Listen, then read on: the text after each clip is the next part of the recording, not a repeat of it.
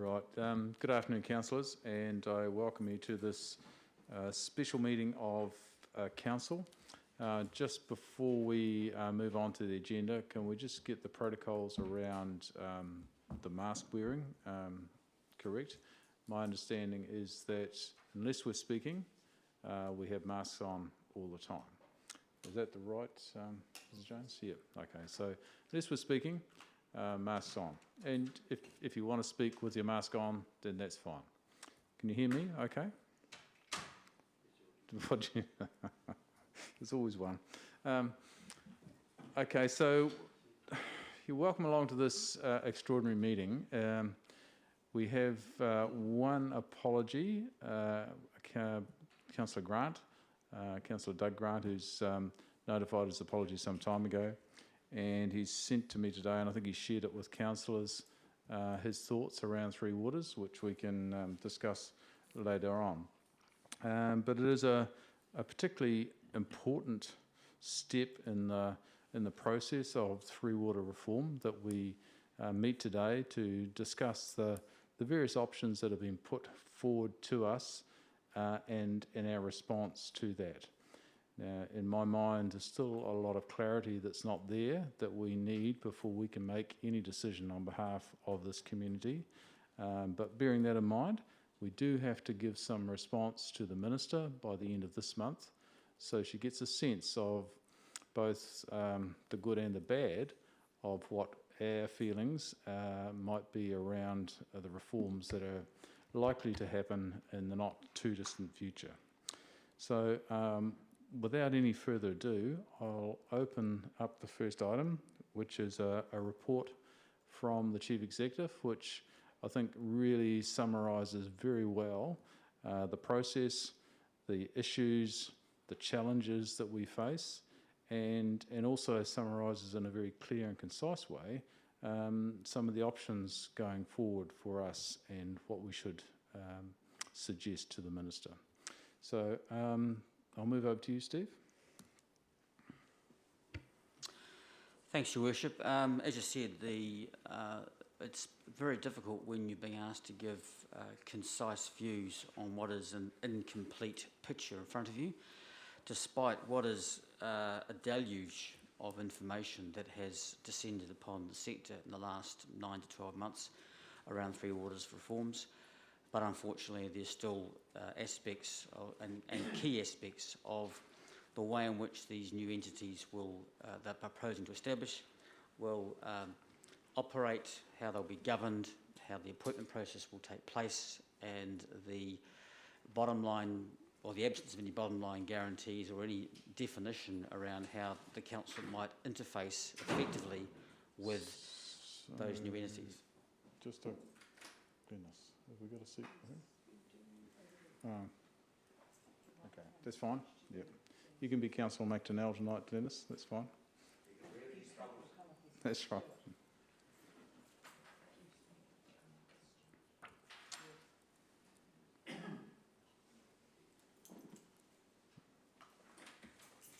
Okay, sorry, Steve. So, yes, Your Worship, the report hasn't been an easy one to write. When you've got those difficulties of trying to do justice to what is a very complex issue and have a lot of aspects that are ill-defined at this point in time, and you're trying to navigate your way through that.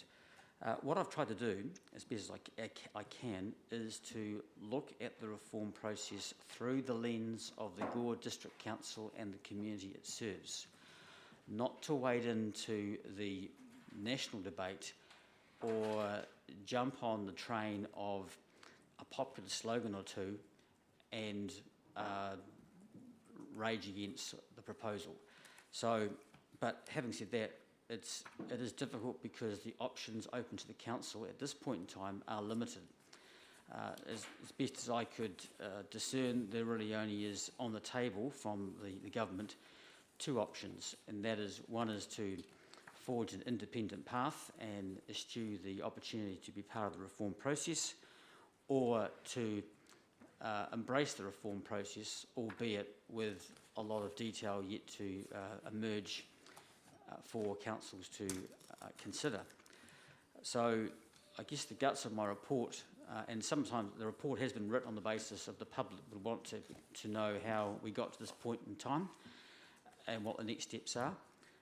It's not a report that recommends the council take a decisive course of action, because that is not what A, the government wants at this point in time, and B, we're not in a position to make a decision because two reasons. One is the incomplete information, and secondly, any decision to change the mode of service delivery with Three Waters would require consultation, and at this point in time, unless there's a law change, an amendment to the LTP. I have in my report, as best as I can, Your Worship, highlighted the advantages and disadvantages of each of the two options, and again, that's open to the council to agree or disagree with that.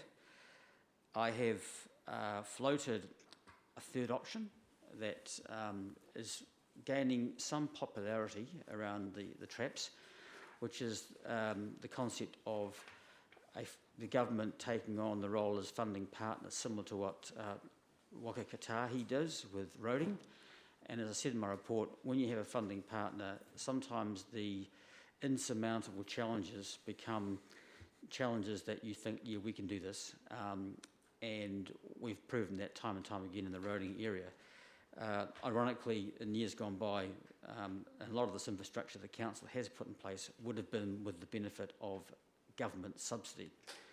At this point in time, that has not been put on the table, and I'm unaware of any detailed analysis that's been made available to anyone in the sector about why that option could not be pursued.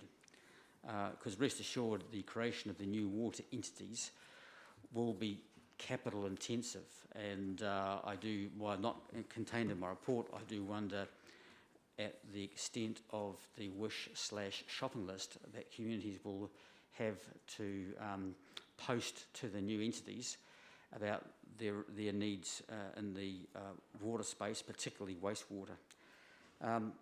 So I guess, Your Worship, at the end of my report, I'm suggesting that the council, given the Stark options, might like to convey that it seeks further clarity around some issues, that at this point in time, opting in some form or continuing on in the discussion on the reform process would be more sensible for the council than declaring that we don't want to be a part of anything, but also that there are some key things we'd like to have discussed, and we talk about a decent voice from the community to be able to interface with the entity.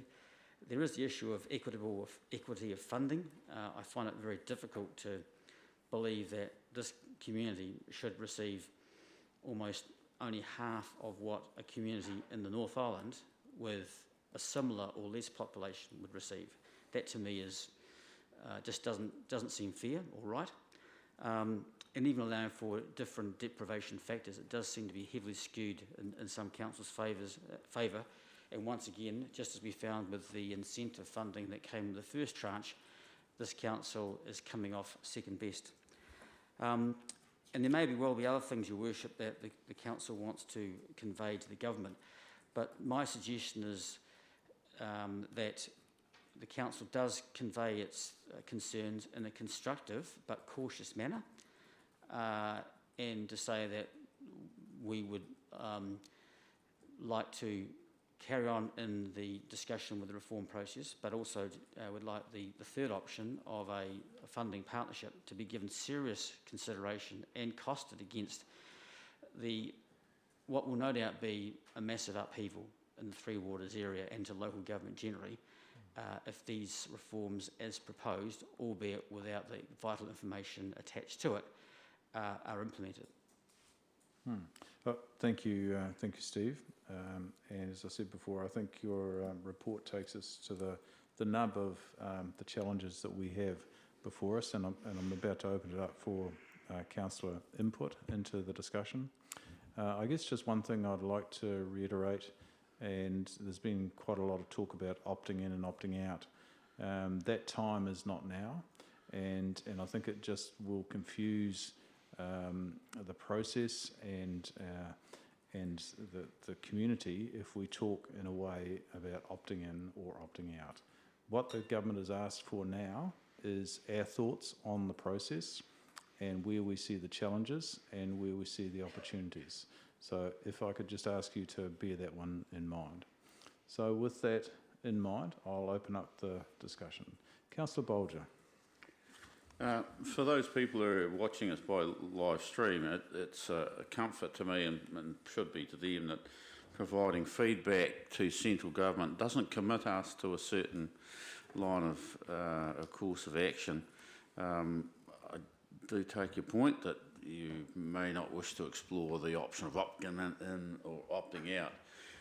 So the reality is council cannot and ratepayers cannot afford to fund the improved water and wastewater standard that government's requiring alone. We just can't possibly do it, and so we need government support, and we're deserving of government support. And so, you know, if that's going to be the basis of our feedback, which is in line with the Chief Executive's recommendation, that's where we should land for sure. I do believe that the organisation here in Gore anyway can do the work, but external funding or assisting from central government, I believe, would get things up and running quicker, may possibly be more efficient than another level of bureaucracy. But I am reminded, and it's come out of this discussion about reform, it is not possible for us as a small entity to fund these improvements and standards required, just funded purely and simply and only by the ratepayer. We need outside financial support. So your third option, that's the one I'd like to see explored. You look, you make some very good points there, and it just reminds me, and I recall comments made by our recently departed infrastructure director, Ramesh, when he's talking about the future for this district and the challenges that we face in the water space, the three water space, that probably over the next 25 to 30 years, we need to be expending somewhere in the order of $300 million at current levels of quality and standard. So I think that really puts this discussion into context for me. And it's not something that a community this size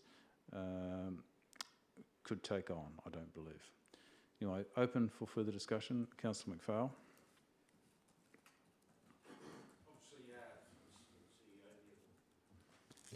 Sorry, I'll get my microphone going. Through to the CEO there, very good outline of facts. I think we've got it all laid out there. And having been party previously to workshops and the many workshops around the province in regard to the challenge, you know, we have got an ageing water infrastructure. It is going to cost us some serious money to fix that up. That's no doubt. That's fact. That's laid out to us at all these. But two things, was a couple of things that came out of that process. They always said that we would we'd get a genuine choice around how we were going to be able to discuss and inform that. And also there would be the community involvement. So at the moment, we're holding our cards. We're really holding what, and they're holding their cards. It's a bit of a situation where who's actually going to play the next card. And I think that central government expedience shouldn't outweigh our community's ability to own the process, that we are getting pushed along very, very quickly to make a decision about this reform. And today we obviously have got some great information that has been laid out in these options. You can't do a jigsaw without all the pieces, and that's what we're looking at. You just can't do it. So we need to have the reform fully explained and where we're going to lie. The options of opting out completely, you know, that could be a generational issue along with opting in completely, and that'll weigh on our community. So I think that we are being quite appropriate about going back under that option 3, going back and indicating we want to more information, also outlining possibly some proposals there. Really the key aspects, too many unknowns, the decision's probably too big to be made on the information that we currently have. Thank you, Richard, and you make a good point in terms of timing, and I think the Chief Executive uses in his report being shepherded into a place where we need to make a decision in a quite a fast manner. But just for clarity and for information for those that might be watching the stream, Steve, can I ask you, just in terms of timing, the 30th of September is when we need to give feedback, and when we get to a point where, assuming that it's still viable, opting in or opting out happens by the end of the year. Is that right? Yes, that's correct, Your Worship, and I further understand that the government will give some indication of its timetable sometime in October following this feedback. Great, thank you. Okay, any other councillors want to make any comment at this point in time? Councillor Highstead? Yeah, thanks, Your Worship. Yeah, obviously, financially, the Gore District Council needs assistance. Cliff summed it up really well. And I guess the report from the Chief Executive is spot on. Is this the best model? We certainly haven't been given a wide range of options. But what doesn't change is who pays, and it's going to be the ratepayer. Yep. And whether that's through debt or aggregation, our ability to raise debt is very limited. So governance has been raised a few times. There'll be 21 councils in Entity D, 4 cities, and so that leaves 17 other councils looking for seats, and there's only 6 seats. So I think that connection to the community, connection to this council and governance, and someone said at a recent Zoom meeting, when there's a problem with the water, who's going to get the call and who's going to be held accountable, and how connected are we to those, to be able to affect change to the community. So I agree with the report and the options given by the Chief Executive. And yeah, just that does serve the local voice and our role in governance and influence. Thank you, Councillor. I guess that community voice is one of the major things that I have in my mind, and the last thing we want to see happen is that we get this entity set up and there is a call centre somewhere in the North Island or offshore where you've got to make your request known. I feel sure that won't happen, but it is possible. Anything's possible into the future. So that is a major concern in my mind. I guess the other one is the local servicing and making sure that we've got capacity stationed in this community to do what the guys that are there now do, and do it to the same standard. So yeah, both those points are well made. Glenys? Thank you, Your Worship. I agree with the other councillors and their comments and the options given in a very good report. I just have a question around the inequality between Group A and Group D, which is our group, that in 2051 it's going to be costing us, is supposedly costing us $1,640 per extra, and it'll cost Auckland $800. So the water care group in Auckland has a 1.3 billion hole, and Capity, which is included in Group A, has a $90 million ratepayer debt. And I realise there's economies of scale here, but Auckland has far more debt and they have far more stormwater and far more wastewater. So it seems as if some equalities there that need to be dealt with as well. The population-based funding never ever fits well with Southland, and it always seems to be detrimental to us. And I also wonder about the debt, funding the debt, as I believe that local government funding agency rules prevent lending to anybody other than councils, so which would mean that the debt cannot be transferred to the 4 new authorities. So I'm wondering if that needs to be clarified as well. Look, I saw that point made in the last few days. I believe there would be a method for paying off that debt and transferring it. I don't believe that would be a showstopper at all.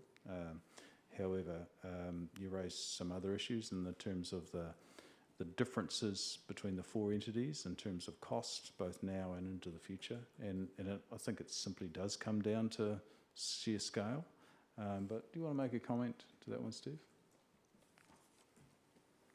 Yes, Your Worship, you are right. It is down to sheer scale, and one of the options that has never been canvassed, for example, is if you go into reform, why wouldn't you even look at having just one entity for the whole country to get real economies of scale? Because one of the downsides of 4 entities is that you'll have to have 4 sets of specialist engineers, 4 IT systems, 4 HR systems, 4 CEs, and there's not enough capacity in the country now.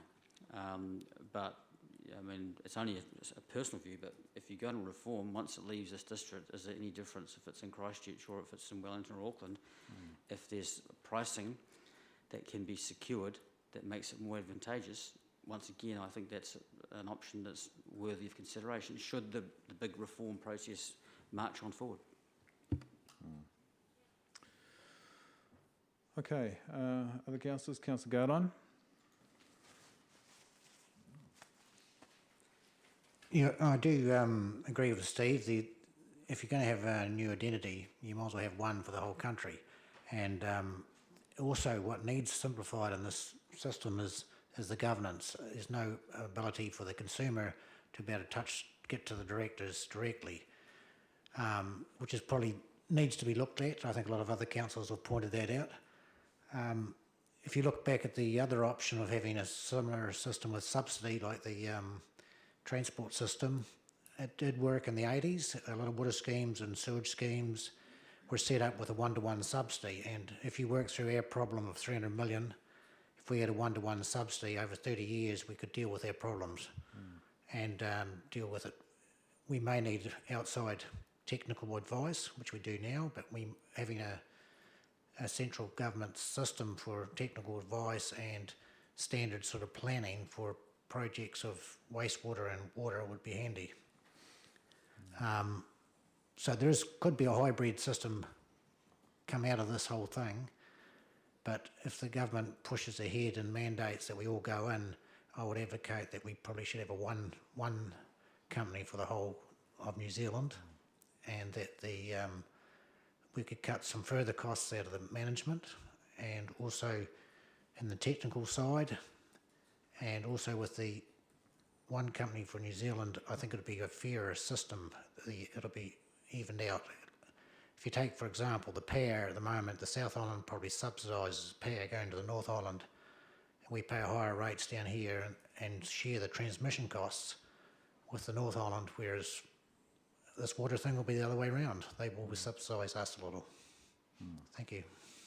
Yeah, look, again, all councillors are making some very good points, and I think what you've said, John, just emphasises and backs up the sense that we have seen, and I'm sure a number of other councils see it around the Wakatoi model. It gives shared buy-in, both from a central government perspective and a local government perspective, but it also addresses that very key issue in my mind, which is the community voice.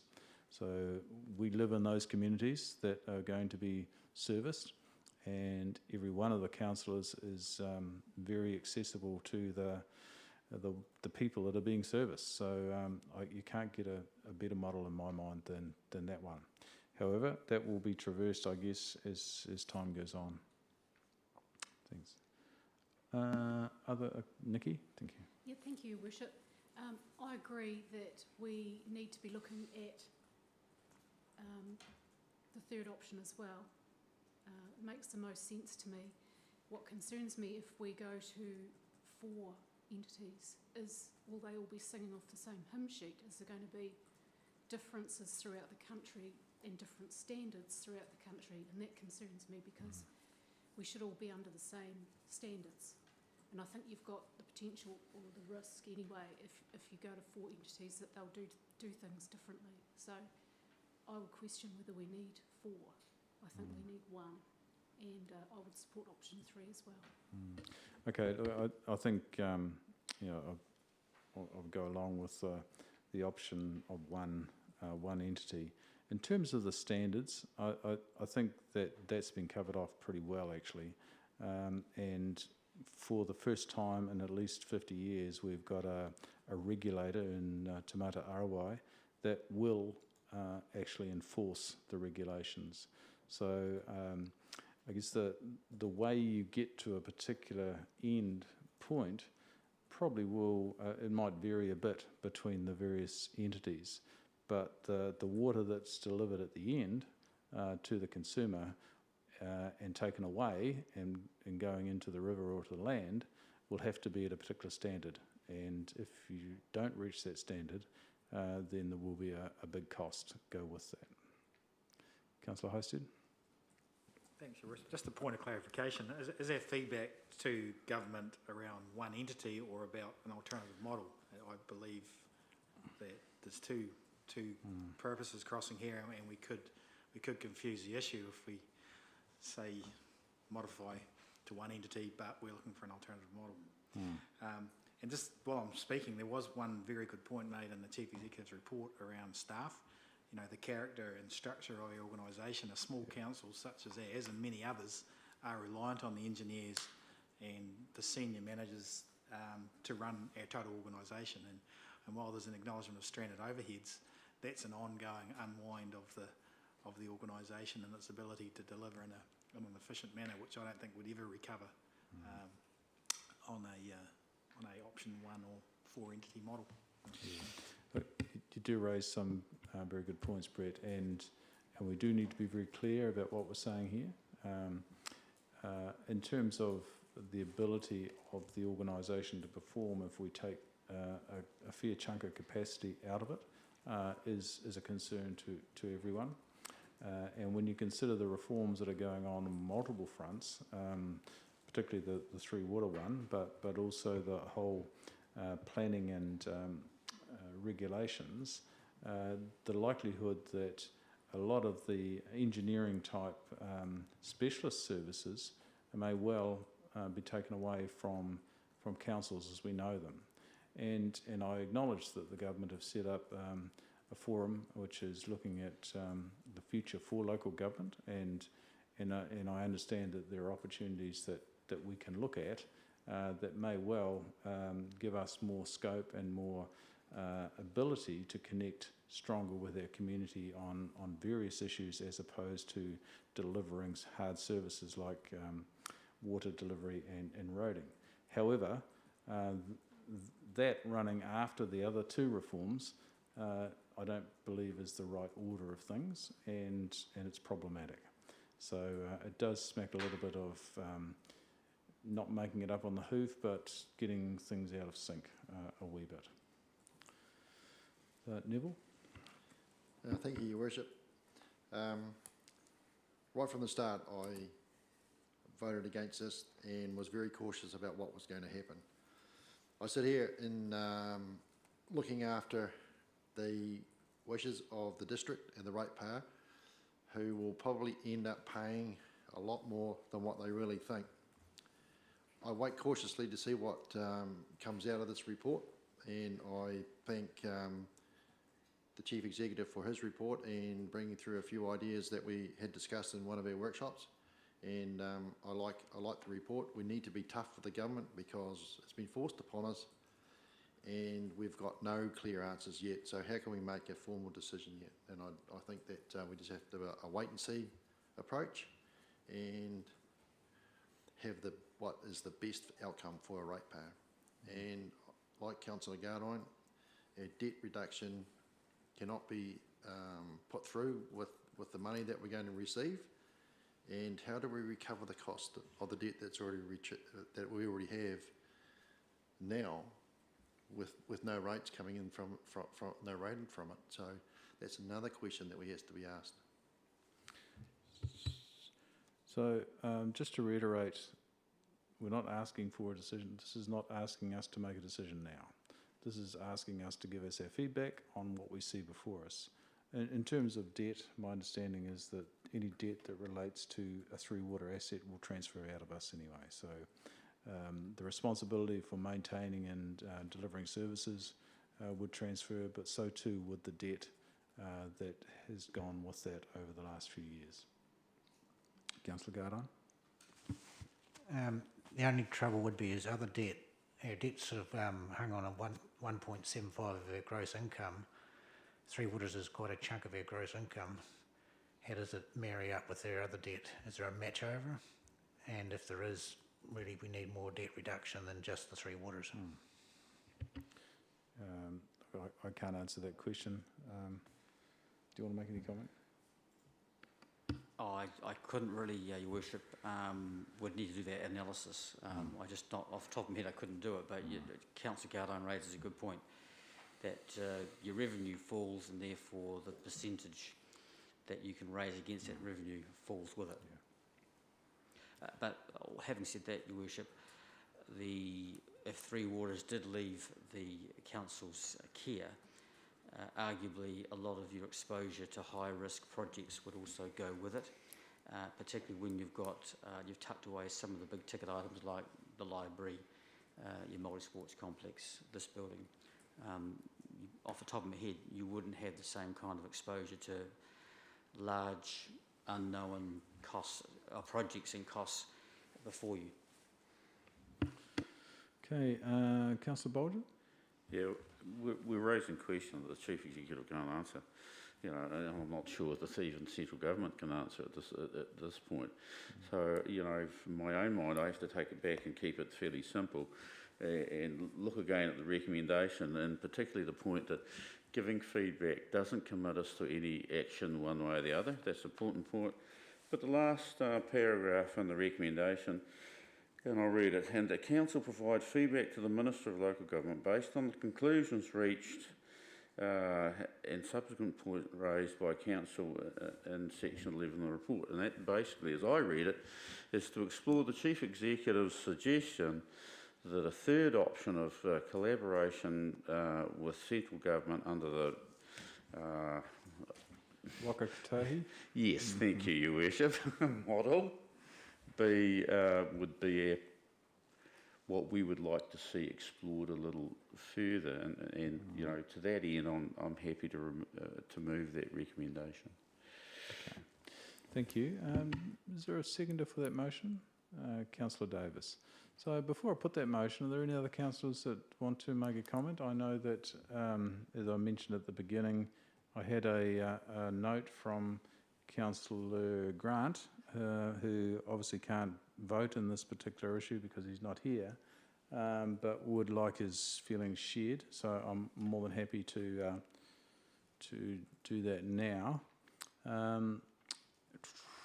Yeah, hi Tracy. Can I have my apology, please, for the extraordinary council meeting with regard to Three Waters reform. I'm away working for this week.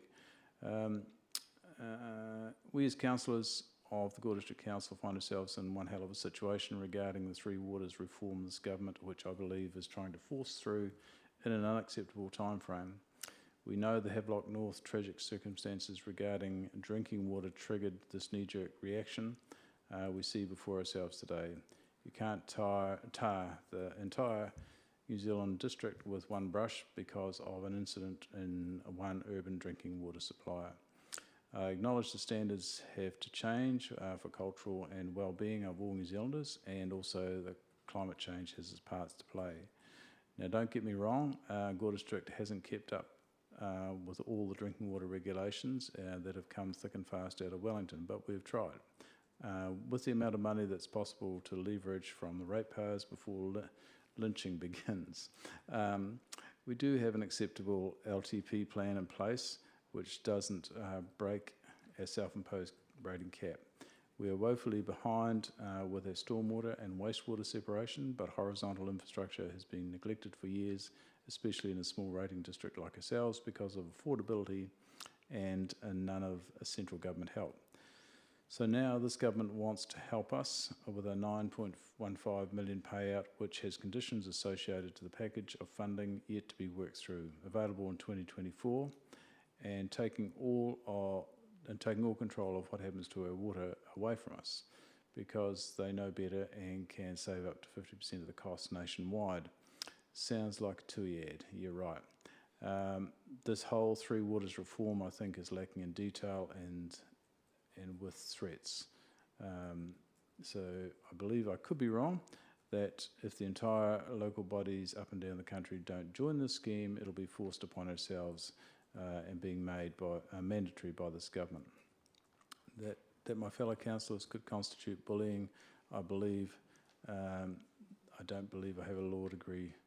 That my fellow councillors could constitute bullying, although I don't have a law degree to confirm that. I agree with the possible recommendations that the CE has put forward, especially that we could have a funding package similar to Waka Kotahi or NZTA, as some know it, where, for instance, we could receive, say, $10 million a year for the next 30 years. That would give us the cash flow and the workforce we have in place to steadily fix our own Three Waters issues, be in charge of our own destiny, not signing it over to an entity that we don't know how it is run. The makeup and whom could sell it off to in the future to be privatised like the power companies have. So my vote, please, is to send the government some alternative ideas that our community in the Gore district come up with a funding solution in partnership with central government, so our people can retain control and the knowledge of our Three Waters, yet working diligently towards cleaning it up and to try and meet regulations handed down by future governments within a boundary of common sense. Thank you, Councillor Grant. Okay, Councillor Highstead. Yeah, thanks, Your Worship. I just have a problem with the recommendation because it refers to clause 11, which at 11.3 covers three concerns we have around the existing model, and then touches on the NZTA solution. You know, is this, like I said it earlier, is this council saying, on one hand, tweak the model in front of us, but consider the NZTA model? Or are we going to push hard back and say we believe the NZTA model is a more appropriate pathway? Because I just see one is quite supportive, the other one's on a tangent, on an alternative view, which I support the NZTA option. I just think we're going to confuse the issue and say, well, we're sort of supportive, but on the other hand, maybe not. Okay. Do you want to make a comment to that? Yes, Your Worship. I'm not really at the council's direction here, but the intent was, well, the government said, here's what we're thinking, we want your feedback, and I've distilled it to two options, neither of which have universal attraction because of the uncertainties associated with it and some of the concerns in my report. So I floated the third option of Waka Kotahi. I think that was, we discussed at our workshop, the notion was along the lines, well, we'll give the government some feedback on what it's tabled, but also ask that they give serious consideration to a third option, which it has up until now refused to budge and refused to even disclose any evaluation it may have made in rejecting that option. So I envisaged that the feedback would include the council preference for independence as a supplier of Three Waters, with the government as a funding partner, a la Waka Kotahi, but also say, at the same time, based on what you have revealed to date, these are our views in terms of if you were still minded to proceed with the reforms, these are the concerns we have with it. That's my interpretation of how we would approach it, but you could frame the proposed letter, which His Worship would sign, a different way. You could say, well, we think that the only viable option is the Waka Kotahi equivalent, and leave it at that.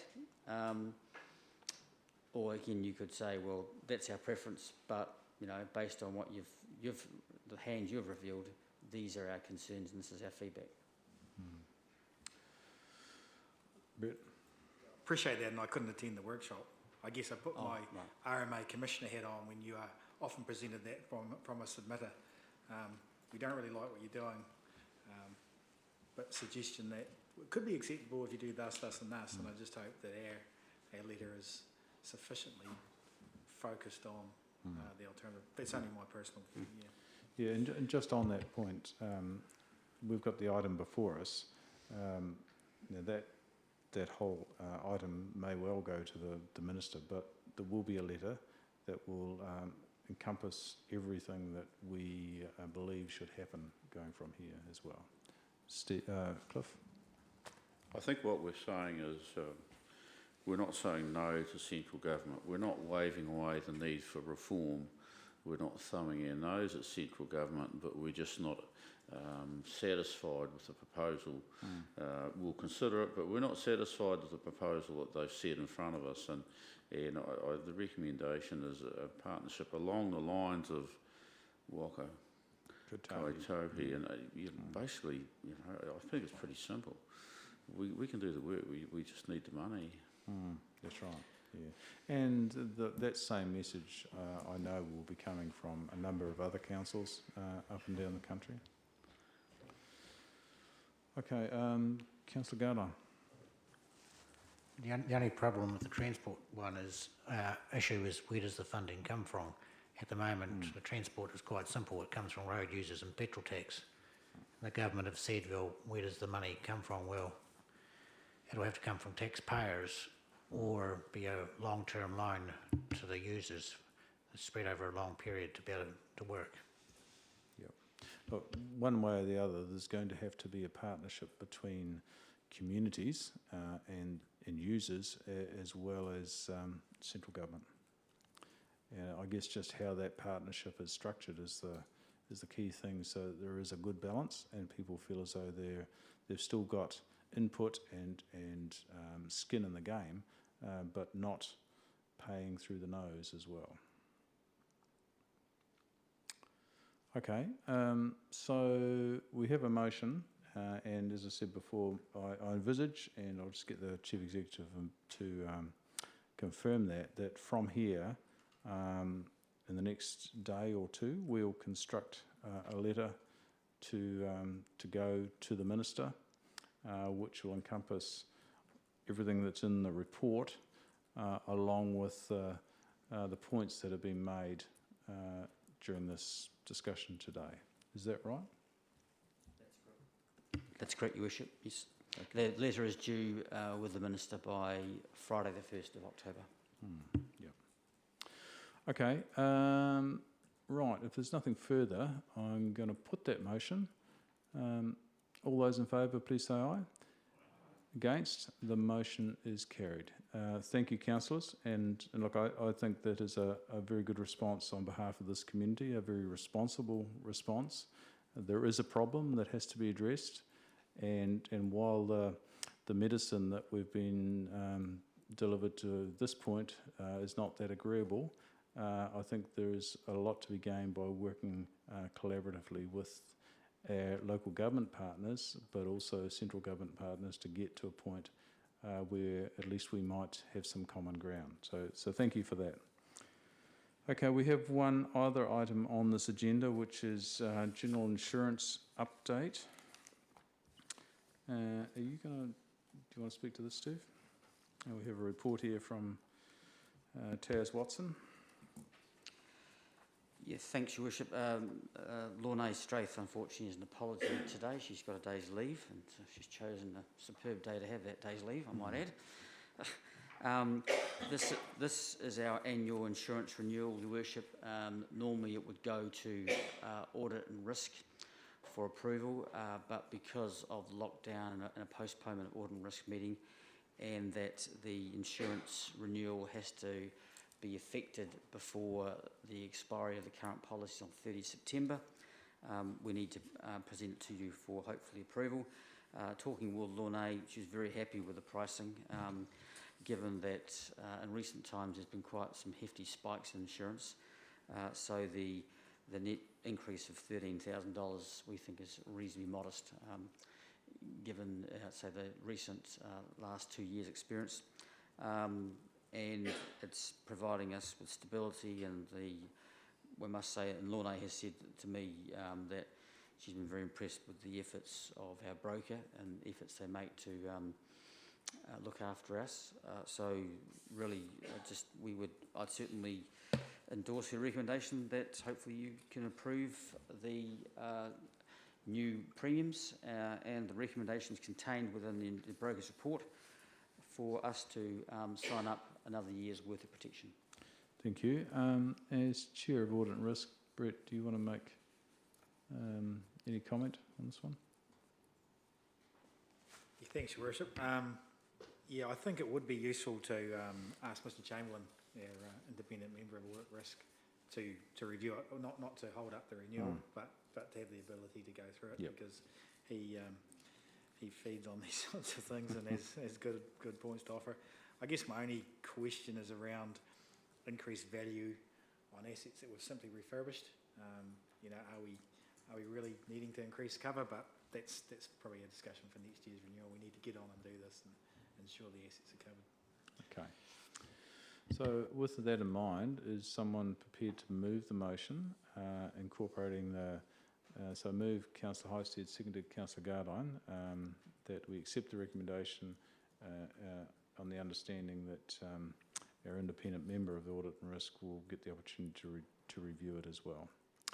Okay, unless there's any other question, I'll put that motion. All those in favour, please say aye. Against, the motion is carried. Thank you, councillors. Look, I think that brings us to the end of this particular meeting, and I think we're getting to the pointy end of a very important process, not just for this council but for the nation. And it's going to be interesting to see where we go from here and what sort of response we get from central government. Hopefully it's a listening ear and they are prepared to work with us, because I think there is a very strong will up and down the country for local government to work collaboratively with central government, and we all have skin in the game. We have a community that needs and deserves clean fresh water and excellent wastewater disposal, and we need to get that done as soon as we possibly can. So without any further ado, I'll declare the meeting closed, and thank you, councillors, for your input and your attendance. Thank you.